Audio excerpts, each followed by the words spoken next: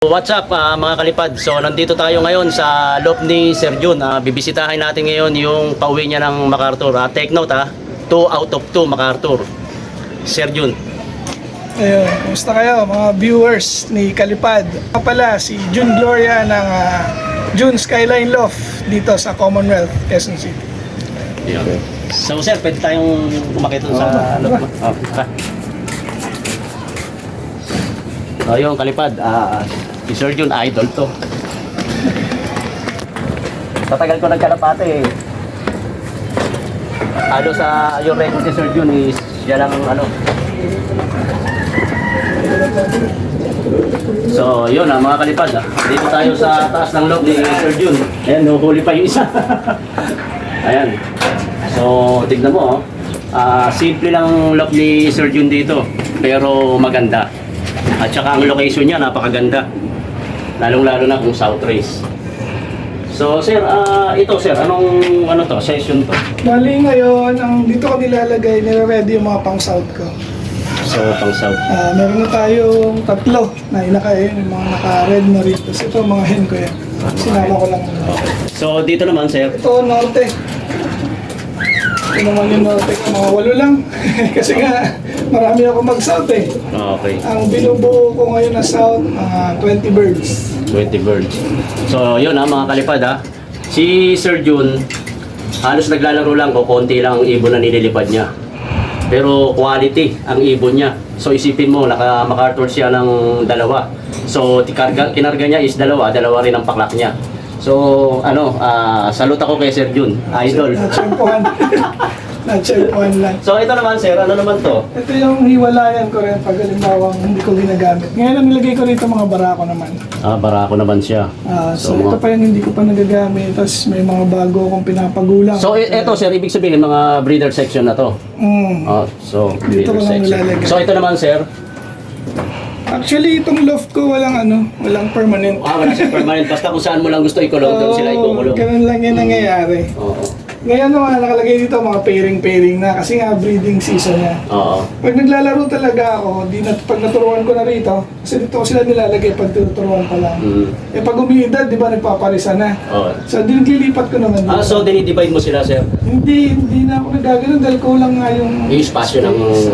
So, sama-sama na. So basta sama-sama na sila, bahala na sila magparisa, lalong-lalo na pag training pa lang, nakasara yung mga pinto niya para perch lang sila.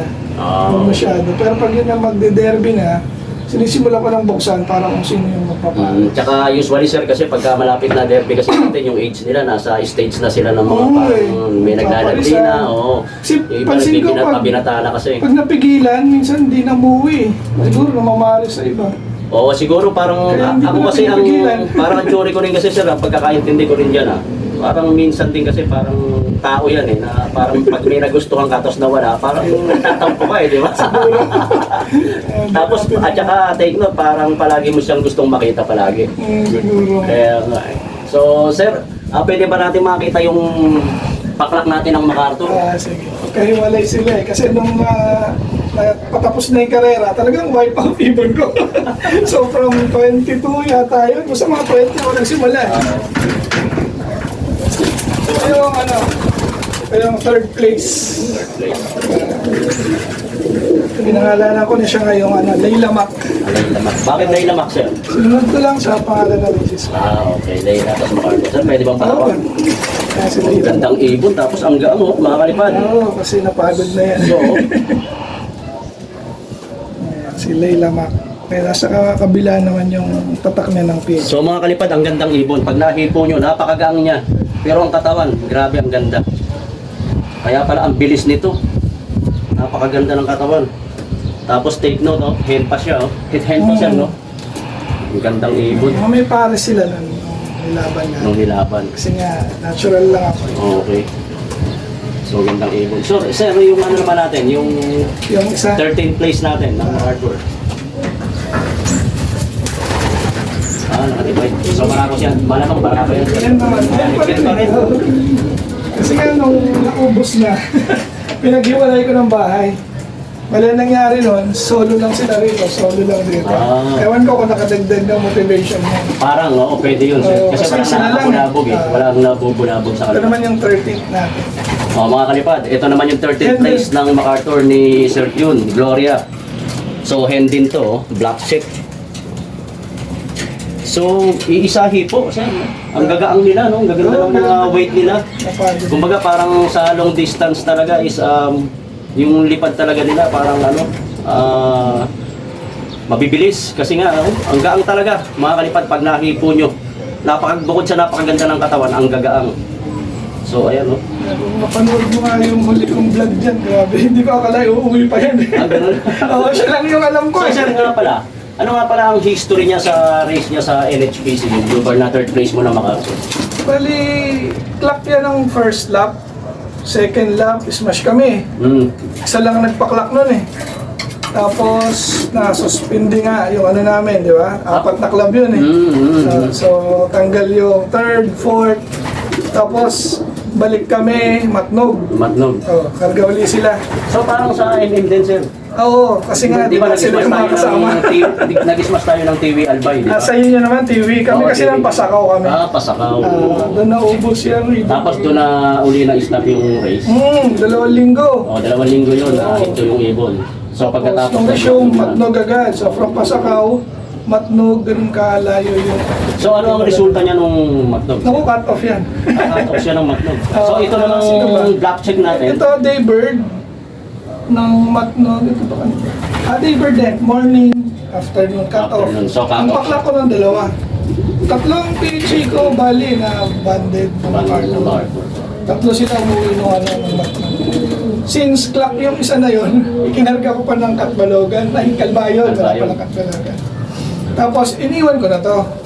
Inipit mo Dahil, na sila. kasi wala naman yung katutunayan eh. Tama. So, sir, Nakita ko na. nakita ko rin, no? At pati kay, kay Kapakpak, Ezekiel Lunar Idol. Yung nag-clock niya rin, alam ko na MacArthur, sir. Hanggang ano lang din yun, Matnog lang din. Pareho pa. Parang inipit na rin, kumbaga. Kasi wala na eh. Pinalakas ko na lang sila actually. Kasi durog din nung umuwi ng Matnog dahil hard race naman yan. Speed ng Tama. mga ibon ko, 800 sa 700. Hindi, tama, sir. Tsaka yung Matnog nun, halos ubos din kami nun. Yan, hard race. 10 ang kinarga ko noon, ang napauwi ko 6. So yung 2, tinira ko na. So, ibig sabihin, sir, nung Matnog, so total ng birds na nakabanded ng MacArthur is silang 2 na lang talaga. So, 3. Nung Matnog. Nung Matnog. So, yung isa, ano nangyari? Kinarga ko ng Kalbayo. Bayog, so totally Kasi siya. live yun. So, hindi na siya nakauwi. Doon, di na. Kaya nga durog ako nung Kalbayog. As in zero talaga. Kaya di ko akalain nung MacArthur kita mo, hindi lang isa, di ba? Kaya, doon ako isipin mo, sir, no? Yung iba nga, nakatawid din ng kalbayo, katulad yung sa amin, nakapaglang ng kalbayo. Pero isipin mo itong mga to na itago. Pero sila yung mga nag-uwihan ng MacArthur. Ang tingin ko ron, napahinga. Napahinga, no? Tsaka Kasi yung na-condition. interval ng Kalbayog sa MacArthur, di ba? Wala. Saglit lang eh. Kung napauwi mo pa ng Lunes yun, hindi paano ka na? Kaya, Thursday ang loading, di ba? Thursday, oo, Thursday. Ay, medyo kaya nga rin na. Tingin ko napahinga sila. Sa bagay, tama rin siguro, no? Nakapagkarga ka nga ng kalbayo, nakauwi nga at nag-lock. Pero yung, kumbaga, depende sa conditioning mo, pag hindi na inabot before loading ng MacArthur, wala na rin. Wala talaga. Kumbaga, tinitingnan na lang natin doon na nag-clock siya ng kalbayo. Sinasabi natin na malaki chance. Kasi Oo, nakatawid pero sila ng mahirap kalbayo. Pero yung conditioning natin, yung conditioning nila, hindi natin alam kung perfect pa yung Siguro ganun conditioning. nga. Hindi katulad talaga yung mga napahinga, kumbaga talagang malalakas sila kasi super ang pahinga nila. Yun din ang tingin ko. Pero yun nga, yung 2 out of 2, yun hindi ko inaasahan. So ibig sabihin, sir, ang expected lang talaga natin ang kargahan ng MacArthur na race natin. Basta, misa nga, ang sabi nga natin umuwi lang sana. Pero yung Isa sa'yo, lang sir, talaga, isa hindi lang lang, iniisip ko. hindi lang talaga umuwi. Totaling talagang nag-clock. At take note, bigyan ka pa ng bonus, 2 ka pa, 2 out of 2. Kasi ito, kaya ako naisip na isa na lang talaga. Pero may kumbaga iniisip ko na meron talagang uuwi, isa lang. Kasi ito, nung kinarga ko, hindi niya binagsak yung first egg niya. Hanggang nung Thursday. Hantay ako ng hantay, nagsimulang umupo yan Tuesday.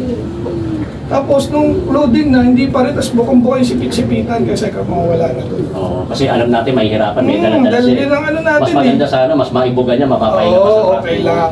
Ayun. Kaya kung hanggang ngayon kinikilabutan pa tuloy ako. Kaya ano nangyari nga, di ba? Pinakita ko sa kumbaga, dinala ko sa PHA. Pag uwi ko nandito yan, oh. Sabi ko talaga naman, balik ulit tuloy ako. So sir, pwede bang malaman din, mga kalipad, tatanungin natin kay Sir Jun Gloria ngayon kung ano ang line ng third place niya ng MacArthur Leyte. Bali ang line na ito, mga parts. Pasensya na, yung kasi sa layout vlogger din ako. Yun yung gamit ko naman. Ayan. Cross to ng Norman 10 na bird. Saka yung sa kaibigan ko si Kuya Orly De Leon. Orly De Leon. Yung ibon naman niya na yun, medyo hindi ko na maalala yung pasok. Pero lap champion ng Santa Ana yan. Santa Ana. So north sir, no? Yung So, ano niya. ito namang hawak ko sir na black Ang pairing naman nito, iba rin. Yung Barako, galing sa kumpare ko, si Glenn Brillante. Yung babae naman, galing din kay Parts Norman. So, puro Norman Tech sir. May mga pasok Kaya tayo may pasok. Kaya mahuhusay. mahuhusay. Oh. Magagaling Shout out ang, sa'yo, Parts Norman Tech. magagaling ang ibon ni Sir Norman Tech talaga. Oo, pili yun. NHPC Club. Shoutout sa mga kalipad natin dyan sa NHPC nga pala. So, andito ako kay Sir Jun Gloria. So, sir. Ay, may pinangalan na nga pala ako rito. Dito na sa Team Yahoo. Kasi meron kasi akong grupo. Yung mga vlogger din, mga taga-ibang bansa naman sila. So, mga Shout out, kalipad. Team Yahoo. Ayan na. Si Team Yahoo. Ang pangalan ng black check na third place ni Sir Jun Gloria ng MacArthur Leyte. Tapos yung blue bar naman, ang name niya is Leila Mac. Yan. Pinangalan daw ni Sir Jun Gloria sa kanyang pinakamamahal na asawa. Kaya Leila Mac dahil pangalan ng asawa niya, kaya naging Mac dahil MacArthur. Yan. Akala ko nga Sir MacArthur Leyte.